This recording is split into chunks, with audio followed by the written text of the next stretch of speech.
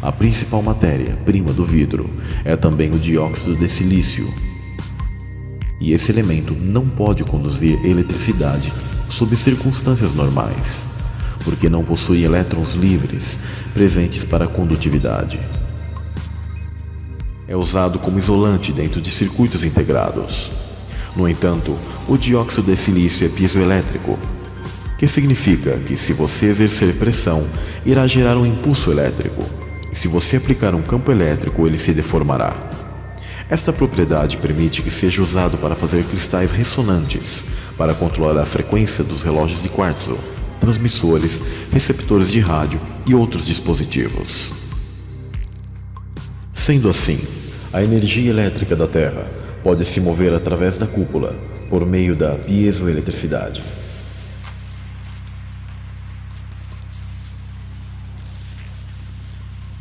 Nas praias e no fundo dos oceanos, temos também a areia, sempre presente dos acontecimentos geológicos da Terra ao longo do tempo, mostrando que o silício está em todas as partes.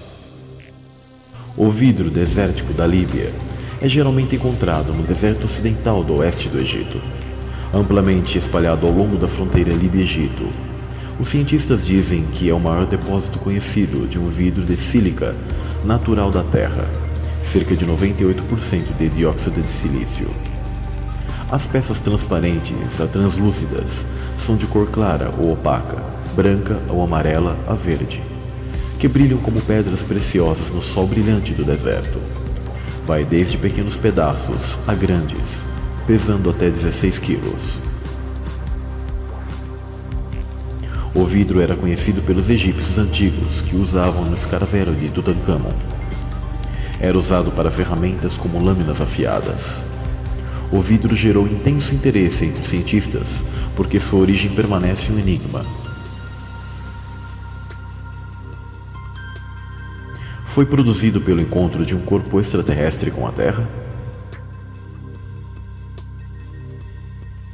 A ciência não tem certeza, e de fato, inventou pelo menos 10 teorias para explicar sua origem. Repare que os maiores desertos da Terra estão localizados no oeste dos Estados Unidos, norte do México, norte da África, Oriente Médio e Ásia Central, pois esses locais estão alinhados à constelação de Órion. Muitos monumentos antigos também estão alinhados com Órion, como Teotihuacan, no México, Pirâmides de Giza, no Egito, Petra, na Jordânia, o Zigurate de Ur, na antiga Caldeia, atual Iraque, e as pirâmides de Xi'an, na China.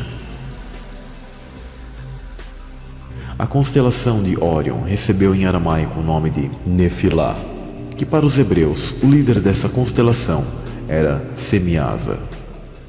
Também houve a queda dos anjos sentinelas, conforme o livro de Enoque no Monte Hermon. Eram ao todo 200 os que nos dias de Jared haviam descido sobre o cume do Monte Hermon, Enoque 6.3. O Monte Hermon está na atual Síria em torno da latitude 33 graus norte, a mesma faixa desértica que percorre toda a Terra. Então os desertos nessa faixa central de toda a Terra são prova de uma antiga batalha que houve, principalmente na época do dilúvio, em que o céu literalmente caiu e deixou seus rastros de silício por toda a Terra, principalmente desertos. Podemos dizer que desertos são estradas de vidro da cúpula da Terra.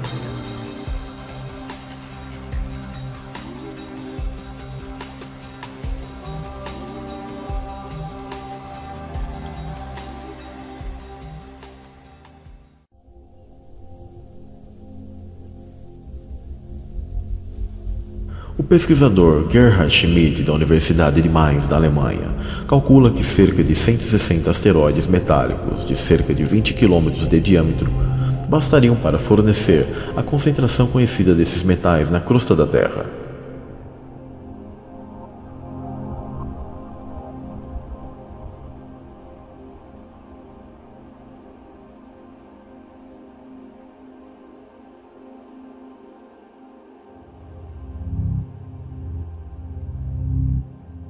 Schmidt apresentou suas descobertas a respeito e disse: descobrimos distribuições de abundância notavelmente uniformes em nossas amostras da crosta superior da Terra. Uma comparação desses valores com meteoritos sugere uma fonte cósmica. Ao longo de 12 anos, o cientista analisou as concentrações desses metais em pontos de impacto de meteoritos pelo mundo, além de amostras originárias da Terra. O aquecimento fez com que os metais mais pesados se separassem da rocha mais leve de silício, que deu origem à crosta terrestre. Sua composição ajuda na busca para sabermos do que é feito o domo. Foram descobertos grãos de silício, mais especificamente da substância dióxido de silício em meteoritos. Essa descoberta é surpreendente, quando o silício não é um dos minerais que se esperava poder condensar-se nas atmosferas estelares segundo a astronomia. E até já foi apelidado jocosamente de condensado mítico, por não haver uma explicação plausível. Materiais também encontrados, como olivinas, topázios, ametistas e vidro, possuem suas matérias-primas cozidas pela eletrificação das estrelas, segundo a astronomia. Aqui, mais uma prova que o material de meteoros são pedaços da cúpula da Terra, que estão presos ao campo toroidal da Terra. A ciência chama esse campo toroidal falsamente de campo gravitacional. Descargas elétricas da bobina energética da Terra se descarregam nessa cúpula, onde saem fragmentos, formando os meteoros e meteoritos que conhecemos. Estes, por vezes, escapam desse campo toroidal e caem sobre a Terra. Esse estudo de Schmidt trouxe mais uma luz a uma dúvida que os cientistas possuem. Afinal, de onde surgiu o silício na crosta terrestre? De vulcões ou oriundo de chuva? Mais de 90% da crosta terrestre, ou seja, do chão que pisamos, é composta de minerais ricos em sílica, feldspato, quartzo, entre outros. Cientistas são unânimes em apoiar a afirmação, mas a origem desse material enriquecido em sílica ainda levanta debates. A ciência clássica não possui respostas definitivas sobre a composição da origem do silício da crosta terrestre, sendo um grande enigma para os geólogos. Assim como há muitas teorias para tentar saber de onde vem a água que temos na Terra.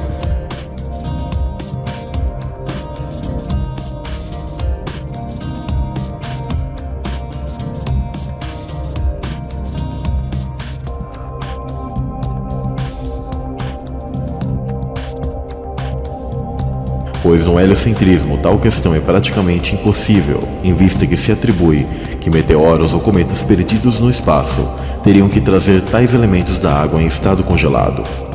Ainda pior e mais impossível quando pensamos que a Terra estaria em movimento em espiral nesse universo louco do heliocentrismo, sendo que esses corpos celestes teriam que ter a sorte em acertar a Terra para trazer água para cá, sendo a água um elemento muito raro nesse espaço de caos da pseudociência atual. A teoria até hoje mais aceita é que a atividade vulcânica foi a responsável por dar origem aos ingredientes que formaram a crosta na formação da Terra. Porém, esqueça os vulcões. Chuva de silício formou a crosta terrestre do grande evento do dilúvio.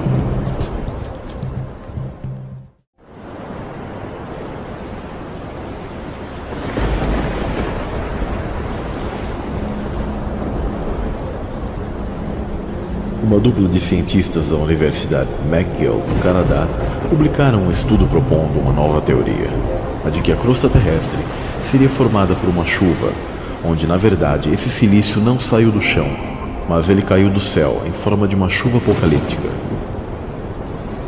Os pesquisadores sugerem que o silício não surgiu do solo, mas sim de uma espécie de chuva de silicato formada por vapor a mais de 700 graus de temperatura que solidificou a crosta terrestre.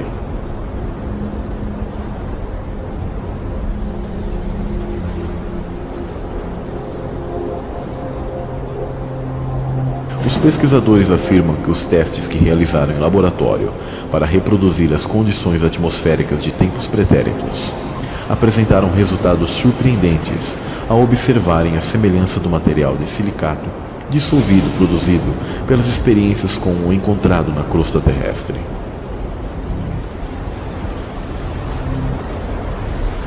Os cientistas afirmam que o experimento mostra a química do processo de formação da crosta.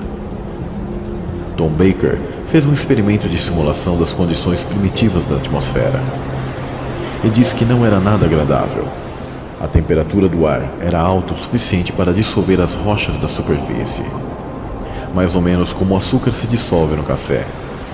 É nessa ideia que ele baseia sua nova teoria da formação da superfície da Terra, publicada na Earth in Planetary Science Letters.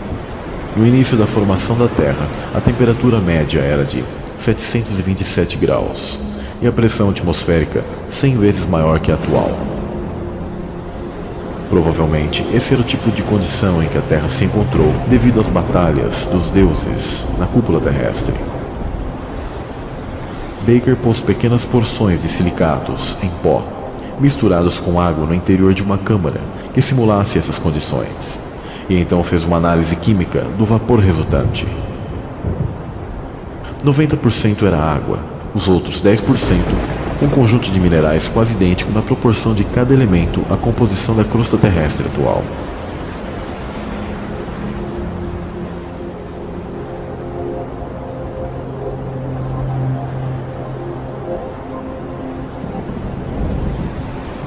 Nós ficamos surpresos com a similaridade do silicato dissolvido produzido nos experimentos com o que é encontrado nas rochas da superfície da Terra, afirmou Baker.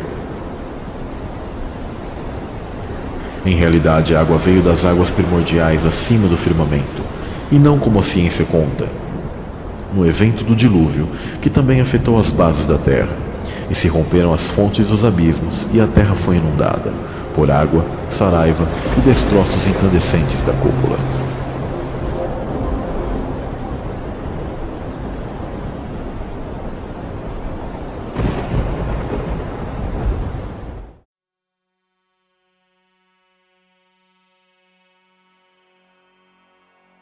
Como funcionam os relógios de quartzo?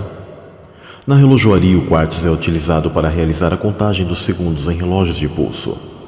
Na grande maioria dos relógios produzidos hoje, a passagem do tempo é medida pelas vibrações de um minúsculo cristal de quartzo. Esse mineral gera pulsos elétricos quando submetidos a uma pressão física e também vibra fisicamente quando atravessado por uma corrente elétrica.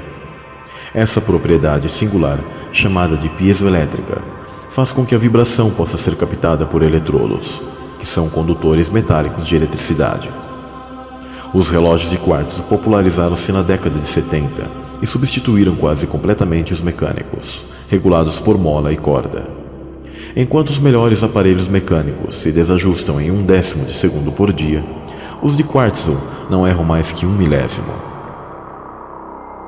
O tempo é contado pela pulsação do cristal em ritmo invariável.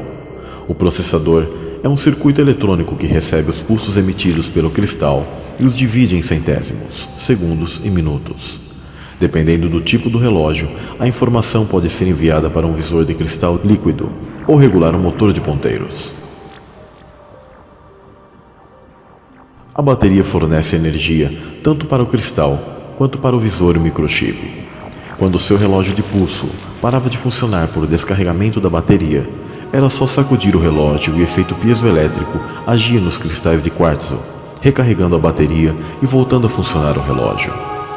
Então temos outra informação da função da abóbada celeste, que através de pressão exercida na cúpula e com vibração é produzida eletricidade e precisão para controlar como um gigantesco relógio o tempo do qual nós estamos confinados, pois estamos dentro de uma gigante estufa perfeita para abrigar vida, e ao mesmo tempo dentro de um grande relógio natural, dos quais os principais corpos celestes que agem como ponteiros em nosso mundo são o Sol e a Lua.